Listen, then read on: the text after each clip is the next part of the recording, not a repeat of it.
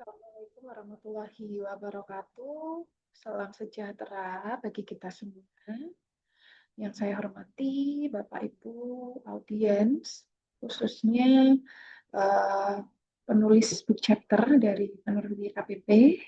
Sebelumnya mohon izin perkenalkan saya Laila, perwakilan dari penerbit Yayasan Kajian Perencanaan dan Pembangunan atau penerbit YKPP.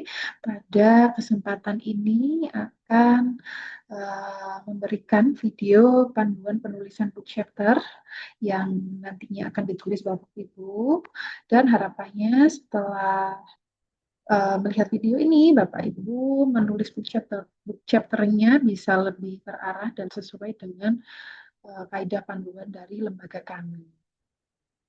Sebelum masuk ke panduan book chapter, mohon izin untuk mengenalkan apa itu penerbit YKPP. Jadi YKPP sendiri atau Yayasan Kajian Perencanaan dan Pembangunan merupakan sebuah lembaga riset, konsultan kebijakan, dan publikasi ilmiah yang fokus pada bidang kebijakan topik dan pembangunan berkelanjutan. Jadi penerbit buku ini merupakan salah satu dari program kami yang bertujuan untuk memberikan wadah bagi Bapak Ibu penulis untuk menuangkan karya tulisnya menjadi sebuah produk buku yang dapat dibaca oleh khalayak umum. Nah, kemudian untuk program book chapter sendiri, itu merupakan program rutin kami yang biasanya diadakan setahun, itu satu tahunnya bisa 3 sampai 4 kali. Nah, book chapter ini juga memberikan wadah kolaborasi dari antar penulis yang mungkin memiliki latar belakang keilmuan yang berbeda, bisa berkolaborasi untuk menulis dalam satu buku yang disebut sebagai book chapter. Book chapter ini nanti kita berupaya untuk membawakan isu-isu strategis, kemudian terkait dengan kebijakan sosial dan kebijakan pembangunan yang sementara ini sudah berjalan. Untuk nantinya kami akan berupaya untuk mengekspansi bidang keilmuan yang lebih luas. Gitu. Jadi book chapter ini bukan merupakan sekedar kumpulan tulisan saja, melainkan representasi dari semangat kolaborasi dan komitmen bagi Bapak Ibu untuk memberikan kontribusi berbentuk sebuah karya tulis yang bisa dibaca oleh masyarakat umum nantinya. Nah, kemudian untuk benefit dan kualifikasi pemenuhan chapter sendiri, untuk benefitnya yang pertama, yang pastinya book chapter kami atau buku-buku terbitan kami lainnya itu sudah terindeks Google Scholar. Dan juga kita unggah ke Google Book biasanya. Nah, kemudian sudah free cover book dan juga ada sertifikat penulisan nantinya dia penulis ya. Nah, jadi misalkan satu penulis itu menulis lebih dari satu book chapter, itu biasanya kami berikan sesuai dengan chapter yang ditulis. Jadi misalkan ada Bapak Ibu di sini yang menulis 2 atau 3 chapter sekaligus, itu kita berikan satu persatu. Seperti itu. Nah, selain sertifikat penulisan, kami juga memberikan benefit terkait dengan sertifikat hak kekayaan intelektual. Dalam hal ini adalah hak cipta, karena buku itu termasuk ke dalam hak kekayaan intelektual hak cipta. Nah, tujuan dari sertifikat ini adalah melindungi karya Bapak Ibu nantinya yang sudah dipublish dan mendapatkan ISBN resmi dari Perpustakaan Nasional. Nah, itu mendapatkan perlindungan hukum karya agar terhindar dari plagiarisme orang-orang yang tidak bertanggung jawab. Jadi, sertifikat yang didapatkan Bapak Ibu nanti ada 2 jenis. Yang pertama ada sertifikat hak cipta, dan yang kedua sertifikat penulisan dari Bapak Ibu sesuai dengan chapter yang ditulis. Nah, kemudian benefit yang terakhir, kami juga menjual book chapter tulisan Bapak Ibu itu di website maupun di marketplace kami. Selain itu kami juga menjual via Google Book.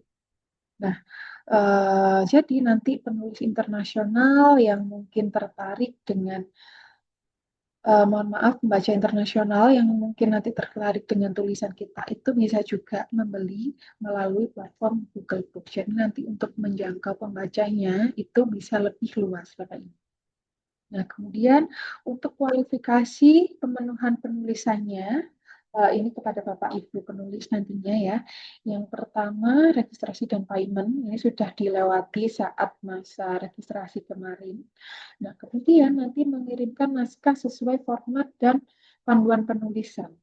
Nah, untuk format itu sudah kami sediakan, nanti template-nya akan saya contohkan di akhir, dan untuk panduan penulisannya ada di dokumen ini, nantinya akan kami kirimkan melalui Google Drive, melalui grup WhatsApp masing-masing. Nah, itu bisa diakses oleh Bapak Ibu nantinya. Nah, untuk yang ketiga, nanti menyertakan uji Turnitin maksimal 25% secara mandiri. Jadi nanti saat Bapak Ibu sudah selesai menulis manuskrip atau chapternya, Bapak Ibu bisa mengirimkan manuskripnya sekaligus hasil uji Turnitin dengan maksimal 25%.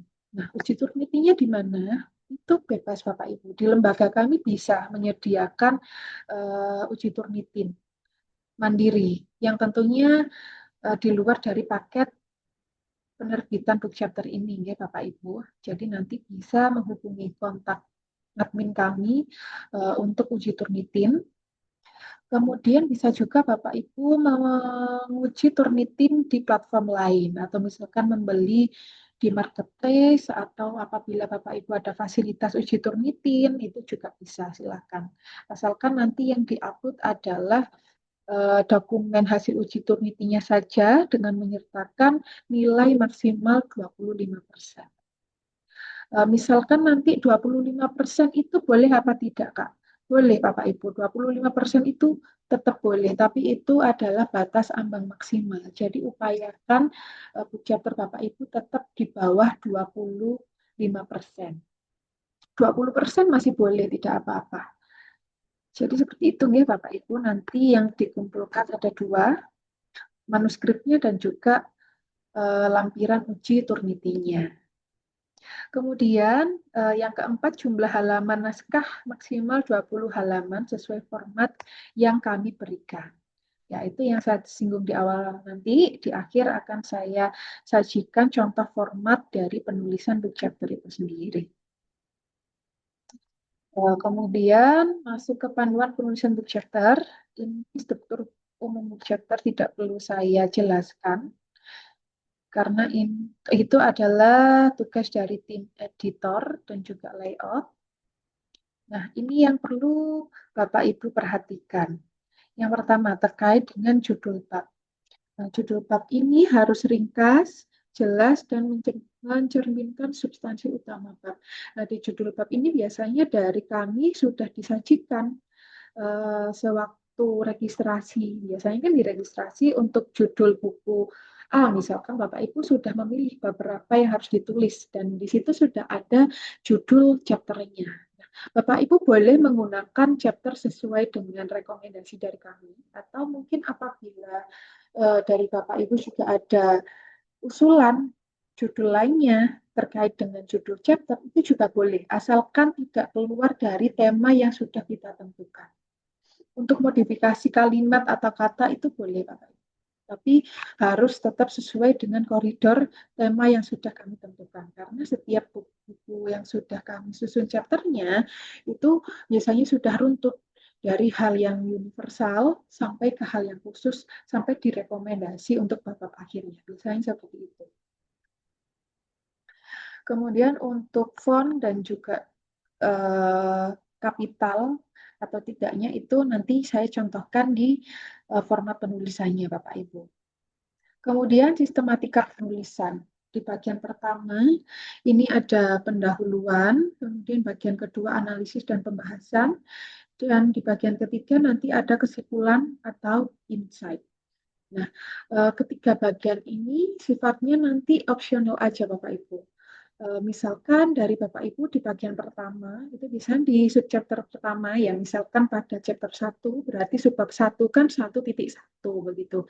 Nah, itu boleh ditulis pendahuluan misalkan tentang apa, atau mungkin langsung ke temanya, misalkan latar belakang apa, itu juga boleh Bapak Ibu. Tidak harus uh, saklek seperti panduan yang sudah kami berikan ini. Ini hanya penuntun saja agar pembahasan dari awal sampai akhir nanti bisa runtut. Jadi mulai dari pendahuluan terlebih dahulu, kemudian pembahasannya atau analisnya seperti apa, dan bagian akhir nanti ada kesimpulan atau insight yang dibangun dari pembahasan sebuah chapter itu sendiri.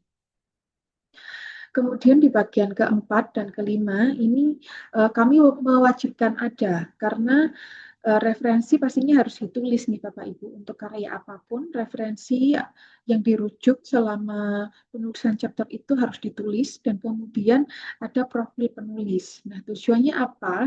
Nanti pembaca itu bisa tahu, oh chapter ini ditulis oleh siapa, dengan background seperti apa. Nah, tujuannya seperti itu. Uh, itu Bapak Ibu yang perlu dituliskan di sistematika pendahuluan. Sekali lagi, untuk poin 1 sampai 3 ini sifatnya adalah opsional, jadi tidak harus ditulis subbab 1.1 pendahuluan, kemudian 1.2 analisis dan pembahasan, tidak harus seperti itu. Nanti bisa menyesuaikan dengan kebutuhan subbab-subbab dari Bapak Ibu yang akan tuliskan. Begitu. Kemudian untuk gaya bahasa dan penulisan, yang pertama untuk bahasa dan gaya ini jelas menggunakan bahasa Indonesia yang baku, ya. Tidak boleh menggunakan kata-kata sehari-hari atau bahasa daerah. Kalau bahasa daerah boleh, tapi nanti prefer diberikan translate-nya dalam bahasa Indonesianya, ya Bapak. Agar pembaca yang tidak mengerti bahasa itu bisa mengerti, oh ini ternyata artinya ini.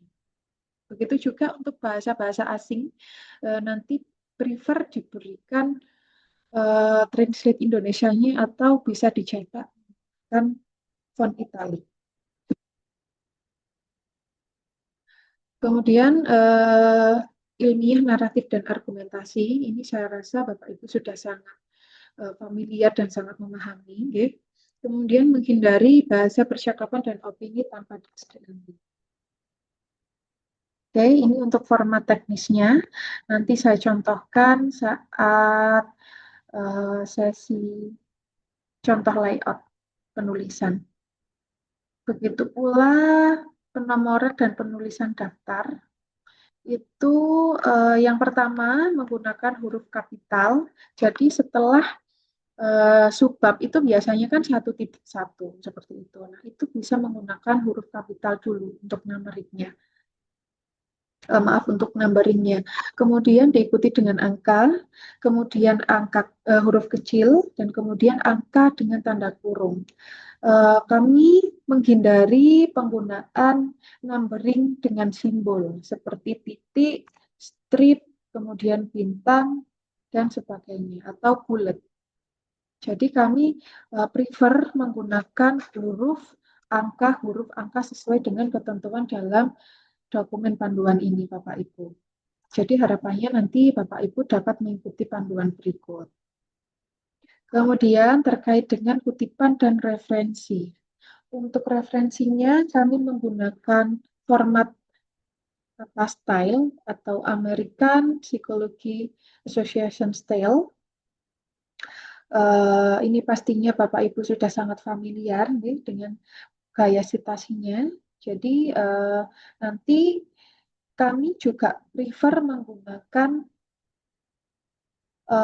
tools reference seperti Mendeley atau Zotero atau tools reference lainnya. Nah, saya yakin Bapak Ibu di sini sudah bisa menggunakan dari tools reference atau juga dituliskan secara manual juga tidak apa-apa, tapi nanti Bapak Ibu silahkan dicek lagi satu persatu dari atas sampai bawah, jangan sampai ada referensi yang terlewat. Nah, itu untuk contoh-contohnya model citasinya seperti apa.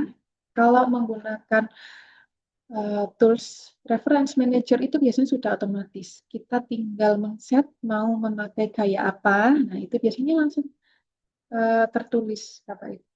Pasti Bapak Ibu di sini sudah sangat familiar ya untuk penggunaan tools reference. Kemudian terkait dengan alur dan tagline publikasi.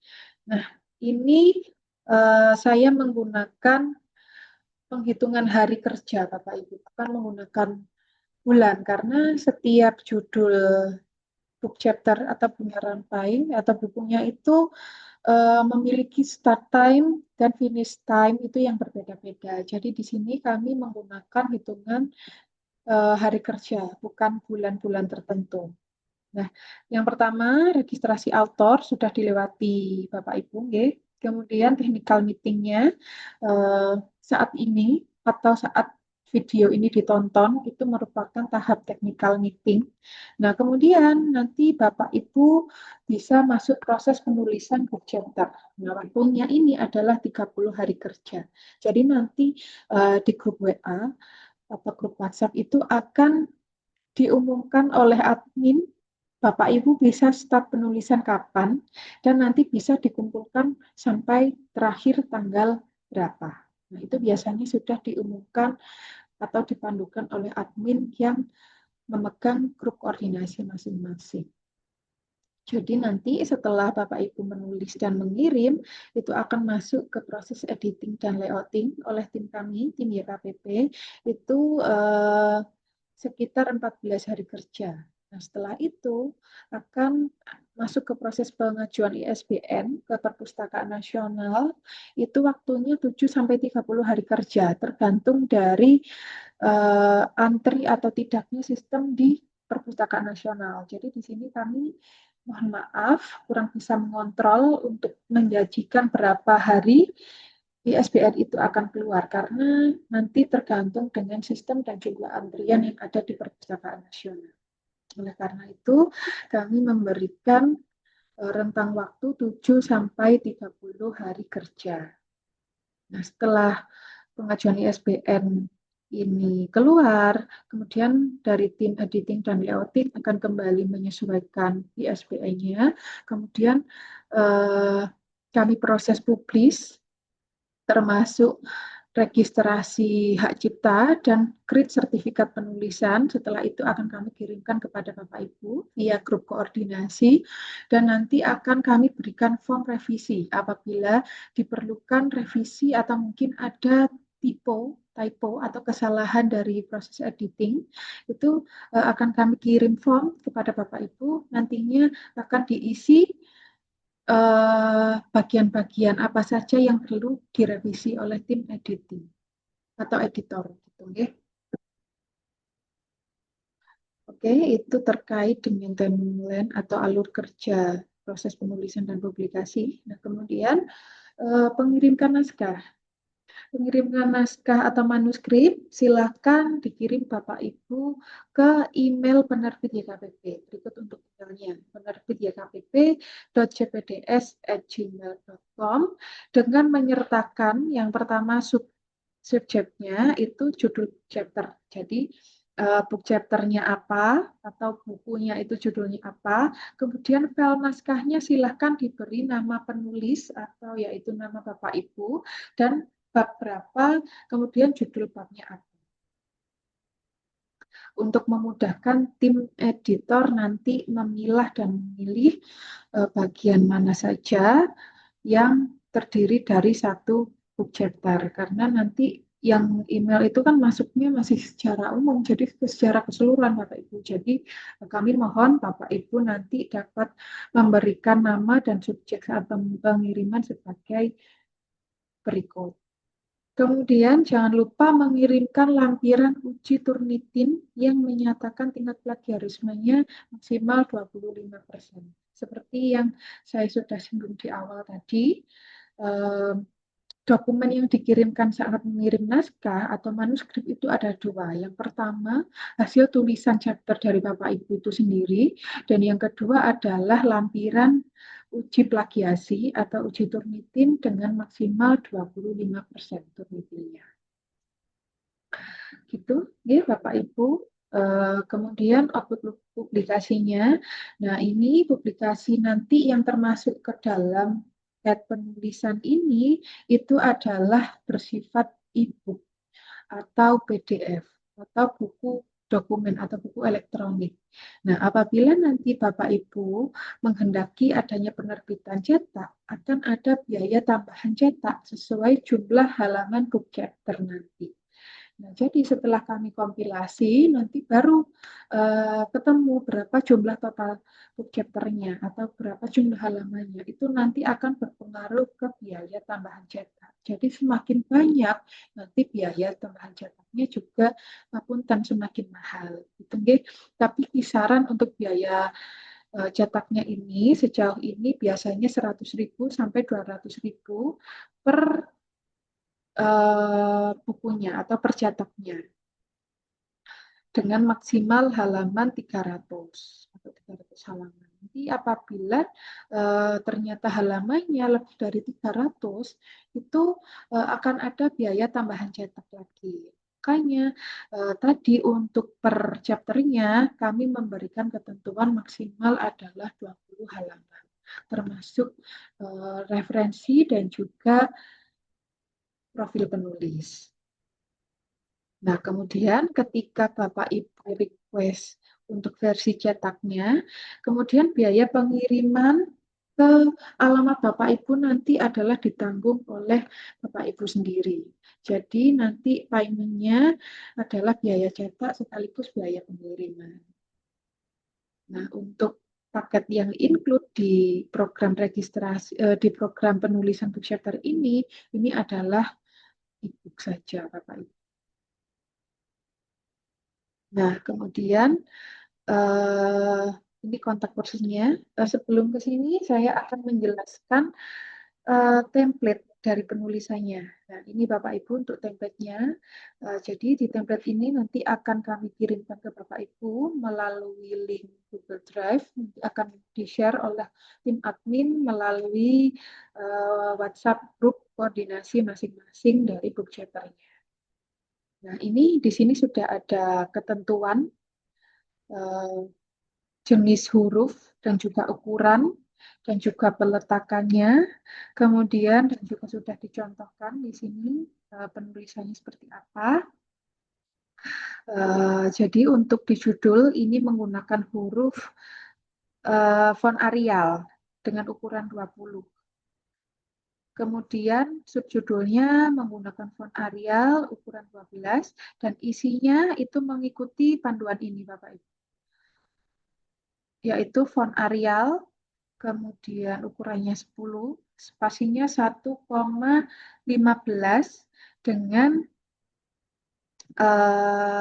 format rata kanan kiri atau justify. Kemudian jumlah halamannya tiap bab maksimal 20 halaman sesuai yang saya sampaikan sebelumnya. Tadi termasuk referensi dan profil penulis. Jadi harapannya nanti Bapak Ibu dapat menulis sesuai dengan panduan yang sudah kami berikan ini. Kemudian untuk format gambar, nah gambar harus disitasi pada teksnya ya Bapak Ibu. Misalkan ini gambar 1.1, jadi di teksnya harus ada referensinya seperti ini. Seperti teori manajemen dapat dilihat pada gambar 1.1 beserta penjelasan pada era sebagai berikut. Nah, jadi tidak hanya gambar itu berdiri sendiri, jadi harus tetap direferensikan dalam teks dan dijelaskan bahwa gambar itu menceritakan apa atau berisi apa. Ini untuk ketentuan penulisan gambarnya. Jadi gambar dulu, dipastikan gambarnya dapat dibaca dengan jelas, terutama untuk tulisan yang kecil-kecil ini, dan kualitasnya tidak pecah. Jadi kualitasnya harus, upayakan harus HD ya Bapak Ibu, supaya dapat melewati tahap editing dan layouting dengan lancar nantinya. Nah, kemudian untuk captionnya ini di bawah, jadi gambar ini tentang apa, dan sumbernya harus ditulis. Sumbernya dari mana. Jika ini gambarnya Bapak Ibu meng-create sendiri, silahkan ditulis seperti ini. Diolah penulis, atau mungkin olahan penulis, atau di-recreate oleh penulis, seperti itu. Jika gambar ini di-recreate menggunakan AI, kami prefer Bapak Ibu juga menuliskan. Misalkan ini merupakan ide dasarnya dari Bapak Ibu sendiri, dari hasil sitasi atau pembacaan dari beberapa referensi. Kemudian Bapak Ibu membuat prompt di AI, kemudian AI yang membantu generate gambar tersebut. Itu silahkan dituliskan, diolah penulis dengan bantuan AI apa. Misalkan pakai Gemini juga boleh, atau ChatGPT, atau AI lainnya juga boleh, silahkan dituliskan di sumber. Begitu pula untuk tabelnya. Untuk tabelnya ini juga harus dirujuk di dalam teks, sama seperti gambar. Jadi tabel ini harapannya nanti tidak berdiri sendiri. Jadi ada keterkaitan antara tabel dan juga teks atau paragrafnya nanti akan mengalir. Begitu Bapak Ibu. Untuk format tabelnya seperti ini, silakan nanti Bapak Ibu mengikuti saja panduan yang sudah ada. Nah, kemudian untuk referensinya, ini sudah kami contohkan. Nanti kalau menggunakan Tips Reference Manager akan lebih enak. Jadi bisa otomatis keluar sesuai dengan format yang disetting. Nah, ini untuk bagian profil penulis. Jangan lupa Bapak Ibu memberikan foto penulis, kemudian nama dan gelarnya, dan menjelaskan terkait dengan latar belakang keilmuan, tempat studi, fokus studi, hasil karya, dan bidang kerja atau tempat kerja yang ditemui oleh penulis saat ini. Jangan lupa juga menyertakan kontaknya berupa email. Nah, email aktif ya Bapak Ibu untuk menjaga-jaga, misalkan suatu hari nanti ke depannya ada penulis itu yang ingin menghubungi atau ingin bertanya terkait dengan tulisan Bapak Ibu. Nah, itu agar mudah mencari kontaknya. Nah, seperti itu Bapak Ibu, panduan dari penulisan dan juga contoh template penulisan untuk chapter penerbit KPP. Sekali lagi terima kasih Bapak Ibu atas antusiasnya. Dan nanti apabila terdapat hal yang perlu ditanyakan, bisa Bapak Ibu menghubungi kontak person baik di WhatsApp ataupun Instagram atau melalui email. Atau bisa juga bertanya melalui grup koordinasi di WhatsApp yang sudah dibuatkan oleh admin. Nah, setiap book chapter kan biasanya ada grup WhatsApp sendiri. Nah, itu bisa Bapak Ibu bertanya di grup. Atau bisa juga melalui chat pribadi ke salah satu admin. Itu Bapak Ibu. Terima kasih. Saya kira sudah cukup video panduan ini. Sekali lagi terima kasih atas antusiasme Bapak Ibu yang sudah bersedia bergabung ke program penulisan kolaborasi book chapter pada penerbit KPP. Selamat menulis. Saya akhiri video panduan ini. Wassalamualaikum warahmatullahi wabarakatuh.